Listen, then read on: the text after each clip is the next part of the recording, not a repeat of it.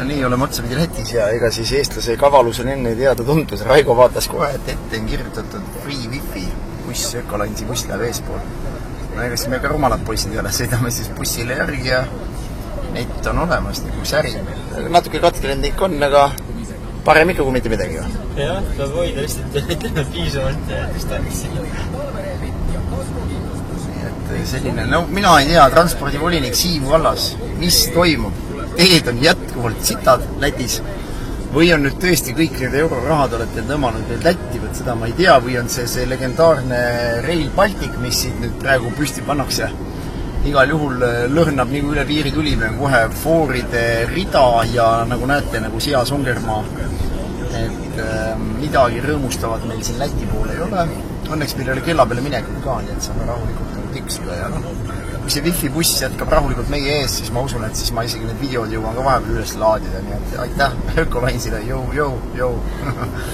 Nii et väga tore, rohkem selliseid busse tee peale ja võib täitsa sõita läbi Läti. Miks mitte? Jah, ütleme jah, nii. Aga seniks kuulmised. Siin Riia lähistel teemegi jälle väikse peatuse. Kanal, mida te vaatate, jätkuvalt fitness.ee ja Eesti poodis on see, kes sõidab välja 2 meest. Kaigo Ruusnõmm. Ja, me ei ole vahepeal võtnud midagi. Kaigo Ruusnõmm ja Ott Kiikas. Nii, tahtsid magama juba keerata, padjalad see välja, mille jaoks? Patja ei hakka võtma praegu autos. Sa oled kuigi roolis olnud tegelikult, ma pakkusin ise välja, et teeme väikse vahetuse ka, et aga mis siis Mokala läheb? Mis sa siin? Hulludel päevadel sai kilepalli ja ei raadisinud ära visata? Küll leidsin tänava pealt, et igaks... Tänava pealt, hullude päevadel lähedalt, miks siis Stockmanni kõrval? Siin on kohupiim ja mis on segatud, ütleme, keefiriga. Noh, segamata küll veel, aga... ta on segamata, aga pool fabrikaat, ütleme niimoodi. Jaa, pool fabrikaat. Aga selle sa viskad nii muka vahele, kas täna midagi veel või?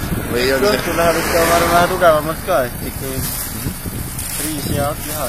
No meil on, ma ei teagi, hinnanguliselt siit on vist mingi paar sotti vist peaks veel olema minna, võib-olla natuke vähem isegi.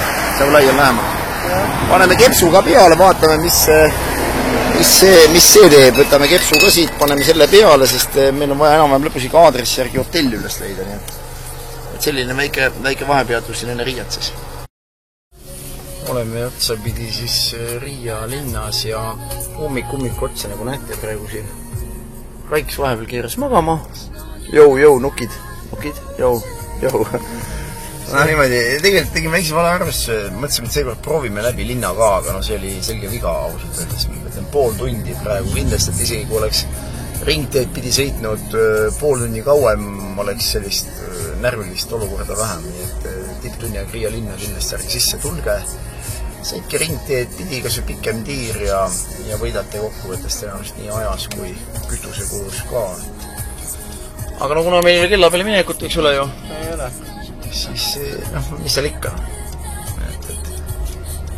Aga ütleme, on paremad ajaveitmisviise. Ütleme jah nii. Oleks kas või jalutanud või midagi? Jah, pool tundi jalutamise ajast võtame ära, aga küll me jõuame õnneks. Praegu näitab enne 8 peaks Chalais olema, kell on praegu 6.15. Aga siit praegu siis küll.